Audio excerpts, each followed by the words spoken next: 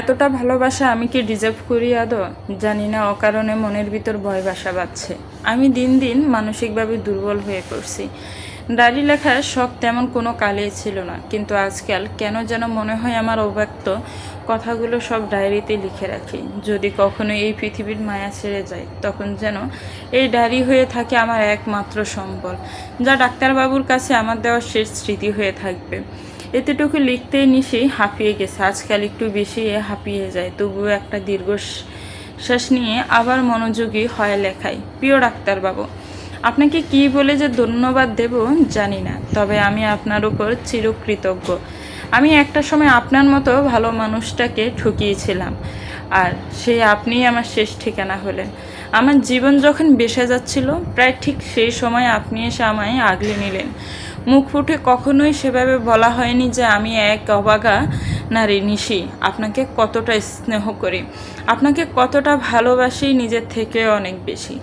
জীবনে প্রথম ভুল করেছিলাম আপনাকে অবজ্ঞা করে, আবার কিছুটা ভেবে লেখিনি সে। আমার এই তুচ্ছ জীবনটাকে আপনি এত সুন্দর করে গুছিয়ে দিয়েছেন যে এখন আর ছেড়ে যেতে মন করে না।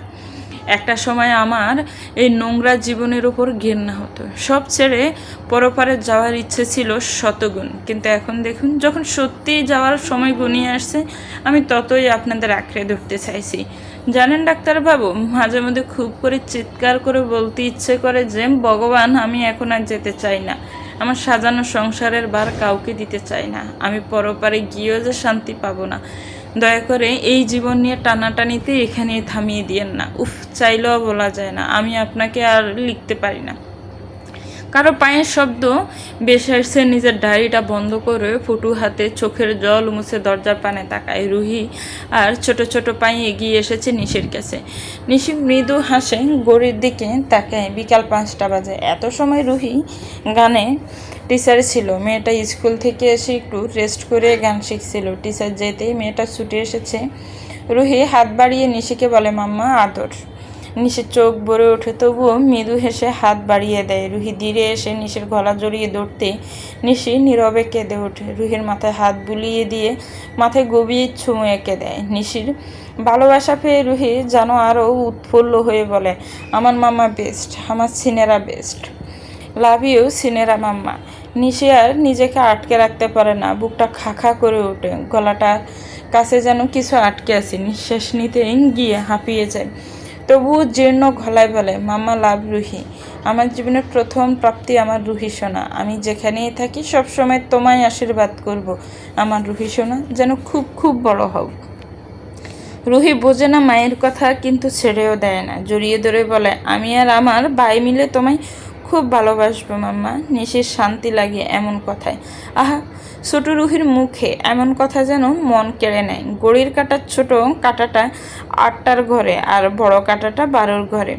সময় বলছে 8টা বাজে। নিশির কাছেই রুহি পড়তে বসেছিল। এত সময় ঘড়ি দেখে তাকিয়ে ওঠে, মাম্মা 8টা বেজে গেছে, এবার আমার ছুটি। নিশিকে কিছু বলতে না দিয়ে ছোটে রুহি নিচের ঘরে। নিশি 4 মাসের পেট নিয়ে উঠে দাঁড়ায়। যদি এখন তেমন পেট অত বোঝা যায় না, তবুও শরীরে কষ্টটা বোধ হয় বেশি। রুহি বই খাতা সব ঠিক করে গুছিয়ে অপেক্ষা করে ডাক্তারবাবুর। অবশেষে আসার সময় হয়। ঘরে এসে বইয়ের মুখে স্নিগ্ধ হাসি দেখে রায়ান বলে, কি ম্যাডাম, আমি মিস করছিলেন নাকি? নিশি হাসে কেবল। রায়ানও মৃদু হেসে ঘড়ি ওয়ালেট বেল্ট খুলে ওয়াশরুমে যায়। নিশিও টাওয়াল নিয়ে অপেক্ষা করে বাইরে দাঁড়িয়ে। রায়ান ওয়াশরুমে চিটকিনি খুলতেই নিশি হাত বাড়িয়ে টাওয়ালটা দেয়। রায়ান ফ্রেশ হয়ে বাইরে এসে নিশি তখন বিছানা গোছাতে বিজি। রায়ান ট্রাউজার পরে টাওয়াল গলায় ঝুলিয়ে এগিয়ে আসে নিশির দিকে। পিছন থেকে নিশিকে জড়িয়ে ধরে বলে, বলেছি না কোনো কাজ করতে না, আমি এসে গেছি তো, এতটুকু নয় আমিই করে নেব। কথাটা শেষ করে নিশির ঘাড়ে নাক ডোবায়। একটা দীর্ঘশ্বাস টেনে নিয়ে বলে, আহা, আমার রিফ্রেশমেন্ট, শান্তি লাগছে। নিশি হাসে, কিছুটা লজ্জা পায়। এটা যদিও অভ্যাস হয়ে গেছে, রায়ানের নিত্যদিনের অভ্যেস এটা। নিশিও রায়ানের জড়িয়ে ধরা হাতের উপর হাত রাখে। রায়ান পর কটা চুমু খেয়ে নিশির ঘাড়ে মাথা এলিয়ে দেয়।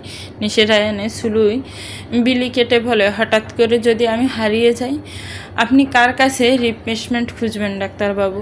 নিশির এমন কথায় রায়ান জট করে মাথা তোলে, নিশিকে সামনে ঘুরিয়ে নিজের চোখে চোখ রেখে বলে মনে নিশি আনমনা কথাটা বলে ফেললেও এখন বলার সাহস করে উঠতে পারে না। রায়ান আবার রিপিট করে, কি বললে? আরেকবার বলো। নিশি রায়ানকে ছাড়িয়ে বলে, আমি তো মজা করছিলাম, আপনি তো কফি খাবেন তাই না? আমি দিয়ে যেতে বলি। রায়ান নিশির হাতটা টেনে ধরে বলে, যেই কথা আমার চোখ রেখে বলতে পারবে না সেরকম কথা দ্বিতীয়বার যেন না শুনি। রায়ান ছেড়ে দাঁড়ায় নিশিকে। নিশি আর কিছু বলে না, ঘর থেকে বেরিয়ে শাশুড়ি মাকে হাঁক দেয় কাউকে দিয়ে কফি দিয়ে যেতে। রাতের গভীরে তলিয়ে যাচ্ছি আমি। ডাক্তারবাবু শুনছেন? এই উঠুন না, আমি শ্বাস নিতে পারছি না, চোখের পাতা ঝাপসা হয়ে আসছে। আমি কি মরে যাচ্ছি?